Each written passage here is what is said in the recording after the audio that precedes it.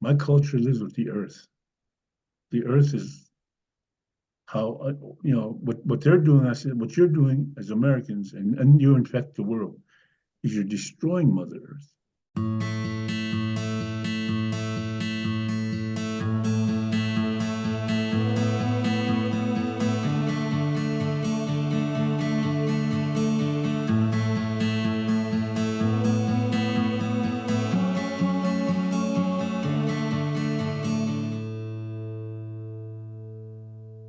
Thank you so much, Ernie, to be here for this interview. I'm really happy to meet you. I'm so glad to interview you because you have so many things to transmit to the world. And before you introduce yourself, I hear from you thanks to the book you wrote with Claire Barré, script writer and shaman, which is called Sundancer. So, Ernie, tell me about you, about your ancestry, your origin. Okay, my name is Ernie LaPointe, and on my mother's side, I am descended from my ancestor Sitting Bull. Is his name. And on my father's side, there was so much mixture of different nations in there. It started out, I guess many generations ago, there was a French guy who married into the Dakota tribes in Minnesota. And every time they had a son, they had a son, he married into another Native woman. Eventually, in 1862, they came west. There was a big incident in Minnesota, and they were almost got killed off. So a lot of them left their homes, clothes, everything, and they came west, and the Lakota people took them in, and different tribes. And my ancestors on that side, they were associated with Crazy Horse, the other Oglala, and they were with him throughout his time, like the little Bighorn battlefield and all that. And when he surrendered at Fort Robinson, Nebraska in 1877, they came with him, and they were given enrollment into the Pine Ridge Agency, which is now the Pine Ridge Indian Reservation. And by that time, my grandfather LaPointe, he really didn't go by LaPointe. He went by his Indian name, and he married my grandmother, and which is my dad's mother and father, and they had two children from my grandfather, and then he moved on to Rosebud, another reservation east of here. And I had a friend, my wife's friend. She always said, "It takes one Frenchman to populate a reservation." An Indian reservation. That's what he did. He had my father and my aunt here in Pine Ridge, but he went into Rosebud, and he had a lot of children from 3 different wives. So, that's the French part. That's what they all say. But anyhow, that's how I ended up. And then my father eventually met my mother, and they got married. But he was married before, and he had a number of children. He had like 5 children, and my mother had 5 children from her marriage before. And they both kind of met together back and I'm the only child between my mother and my father. I have brothers and sisters, but they're half. I have the same dad, but different mothers, and I have the same mother but different fathers. Yeah. And so that's how I was the youngest one of the whole bunch, and I basically was, I guess in a way, my mother's. In our culture, like my great grandfather was a spiritual man, and he was a healer. He used natural medicines to heal people or cure people, medicine. And he passed his gift on to my mother. I mean, Actually, he passed it on to my grandmother first. And then she passed it on to one of her children, which was one of my older sisters. And she basically passed away in 2011, but she knows a lot of things. She knew a lot of things. But the process of the passing on the gift, or you might say the medicine thing, ended with her. I had to earn, if I wanted to do anything, I had to find out who I am first. And that's what my mother always told me. She said, you have to learn yourself, who you are. She always emphasized the fact that never fear. She said, if you fear anything or anybody, they have a tendency to control you. So I always, I encountered many things, in my young life growing up. I only knew her for 10 years. She passed away when I was 10 years old. But in them 10 years, she was a volume of information to me about who I should be and what I should do. Told me about my culture, the native things that we did to survive with the earth, to respect all living things. She said, even a blade of weed, what the white man might call a weed, but it's a spirit in there. Anything that blows in the wind moves. It's the spirit, the trees, the grass out there. Everything has a spirit. The little creek has a spirit in it. And she said, these are things that she told me in my Lakota language. That's why it's still in here. Yeah. See, in this American language, I learned through ceremonies that it's a backwards dead language. And the reason why is it started out as English base, but then as it grew forward for 531 years, the Americans kept recreating the language. There's so many different words in there that come from different nationalities, French, German, whatever, even native names. Native words they took. And they try to push them together to create a sentence, a word that means something. For instance, like rendezvous.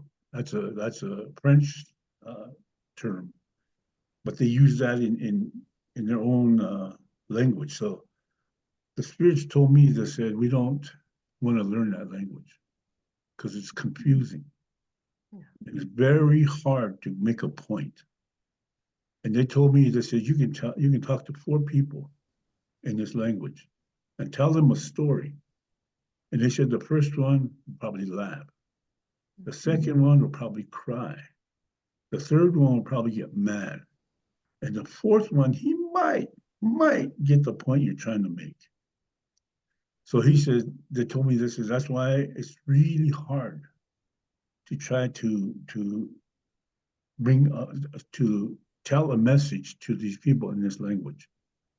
You have to do it in your native tongue, he said. You have to, in Lakota language. And all my life, I've been by myself, I learned from my mistakes. Everybody makes mistakes in life. But I always learned from my mistake to find out who I was. I've done many things. I traveled all over. I joined the U.S. military when I was 18 years old, 1966. And I went to Korea first, and I went to Turkey, and I was stationed in Germany. Then I went to Vietnam, to fight in the war. But also, I lived all over the U.S. And then when I came back from the war, the memories was haunting me, what they call post-traumatic stress. Yeah. And, flashbacks or dreams of constantly things that happened in that war. It always stays with you. Even now, 58 years later, I still have the memories of it, vivid memories like they happened yesterday. And so through that concept, I was running from everything. I didn't believe in the creator. I didn't believe in nothing. I didn't trust the government. I didn't trust the people. I didn't trust nobody. For 4 years, I lived on the streets, in the U.S. I started out in Denver, lived in California, lived in the East Coast, down south, north, northwest. But I was with 6 other guys, or 7 of us. that were all Vietnam veterans, and we didn't believe in nothing. The only downfall with us was we drink alcohol. You know, we thought it was helping us, but it really wasn't. Finally, in 1989, I came out of the stupor of alcoholism with the help of the Creator, which I didn't know at the time. And then I started coming back into my senses. Is when I started going to ceremonies. And that's when the spirits told me, they said, you are chosen to be a messenger. Because Lakota, they call it a wahoshi uchasha, you know, you bring a message to the people. And I had a what you call a hambalecha, which is closely translated to as a vision quest. I did a vision quest, and through this vision quest, they showed me things, and I heard things. And, you know, with no fear, it startled me, you know, and then it didn't scare me, but it really made me feel that I had to share what I seen, because that's what the Spirit told me, is you have to share this with the world, if you can. It sounded kind of easy, but then on the other side, he told me also, the Spirit, he said, what you're going to encounter, he says, you're going to make organized religious leaders, which is, you know, the many different denominations of Christianity and, you know, Buddhism and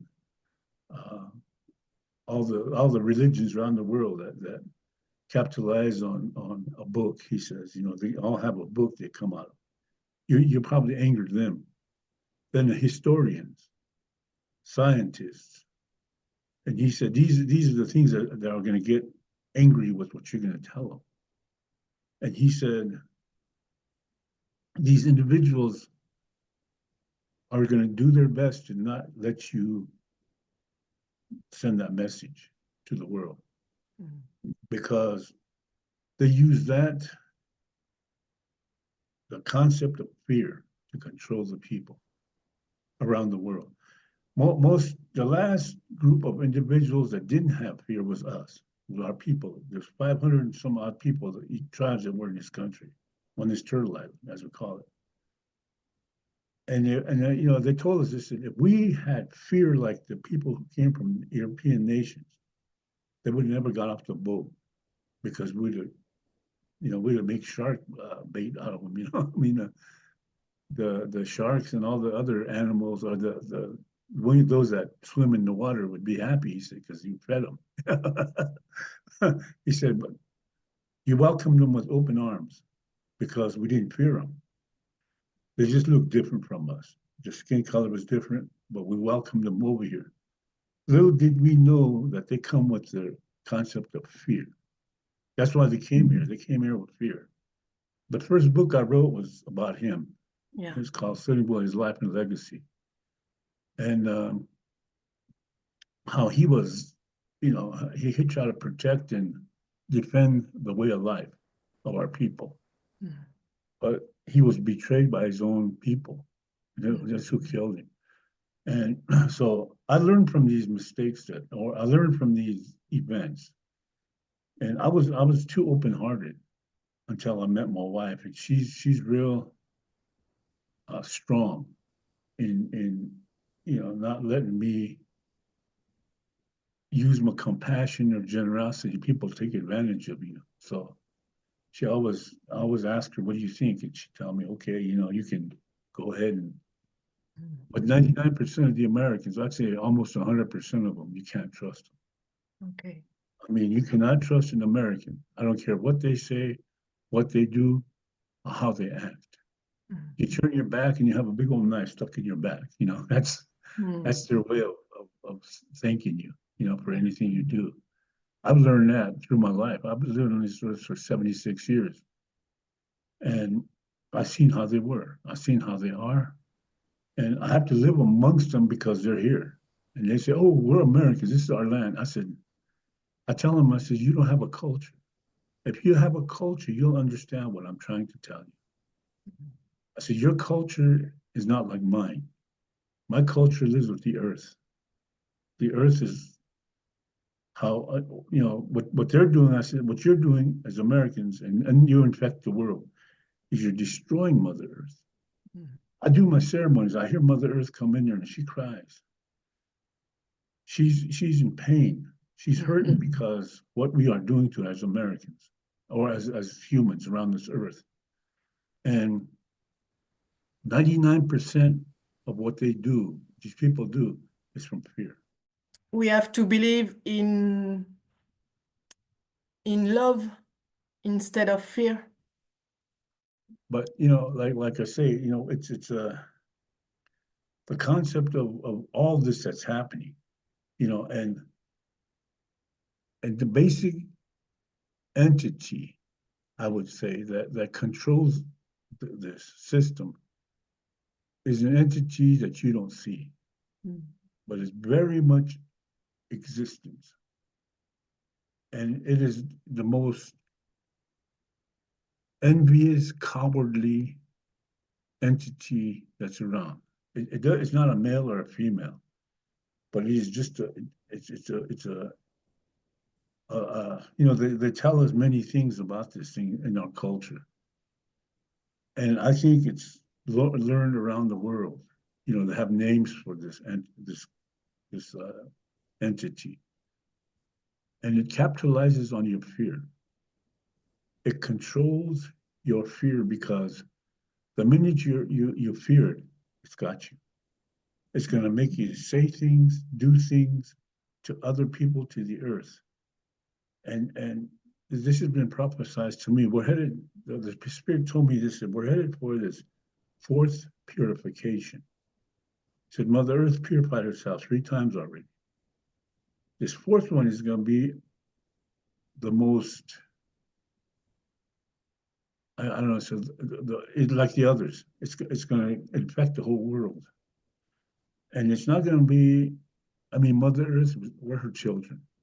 We come from her. Our bodies come from her. When we live here, and then when our time is on this earth is through, the body goes back to earth.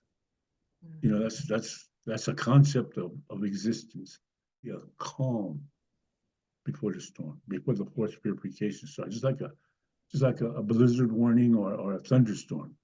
You look over and you see the thunderstorm clouds to the west, and before it comes, it's a beautiful, nice air, and everything is nice and calm.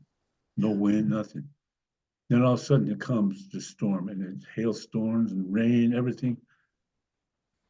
And this is what's going to happen. And when this happens, the big creator of the universe is going to neutralize these entities who are being affected by this entity who's negative. And everybody's going to care for one another. Doesn't matter what color skin you are. Doesn't matter how much education you have. Doesn't matter anything. Everybody's going to get along. They're going to love each other. They're going to have a great time. But this is going to be a calm. How long, we don't know. The spirits don't put a date on that. It's up to each individual to teach themselves. I can't teach it to nobody. I'm just a messenger. All I can do is tell you, you have to let go of fear. Every child that's born at a certain age, their mother, father, whoever, or if they go to school or something, they're always telling them something that puts fear into them. The mother or father might say, well, I want you to go move this thing around, as a child. If you don't do that, you don't get the ice cream or whatever, So the little kid goes, oh, wow, I got to do this because if I don't, I'm going to get that fear. There, you're starting that fear. And then you see little kids. Here, I see them. Used to see them all over, like 4 or 5 years old. Little black kids, little white kids, little native kids, little Mexican kids, they're all playing together, getting along great. About 4 or 5 years later, they're separated. The blacks are over here, the whites over here, the Mexicans over, the natives over here, because somebody's teaching them to fear each other for the color of their skin. And you know, this is one of the things that really is the downfall of the human race. And all this comes from one thing, one emotion in every one of us, that's fear. If you fear somebody because of their skin color, or if you fear somebody because of who they are, you have fear already in you. I don't have that fear. I never had that. I never looked at people's skin color. I always looked at them as people, human beings. I looked at the soul. I always tell people, we all knew each other in the spirit world before we came here. You know, we may not remember it, but we did know each other one time in the spirit world. And, you know, and again, the spirits told me this, said, everything in the world believes in fours. And also there's 4 seasons, you know, you got winter, summer, spring, and fall. And there's 4 things above the earth, the planets, the moon, the sun, and the stars. And there's 4 parts of the human heart. And everything in this life around the world believes in the number 4. Yeah. So our spirits, when our time is, and many times, you know, when you're done on this earth, your spirit goes to the spirit world. It comes back. You should come back 4 times. The spirit does. And the 4th time, you should garner enough knowledge to be able to accomplish something past the spirit world. Okay. There's a lot of us from the year 1948 to 1952 who had a big mass incarnation of spirits that came for the 5th time. And we came because of World War II. Millions of people died around the world because of the wars, you know, the European and the Pacific.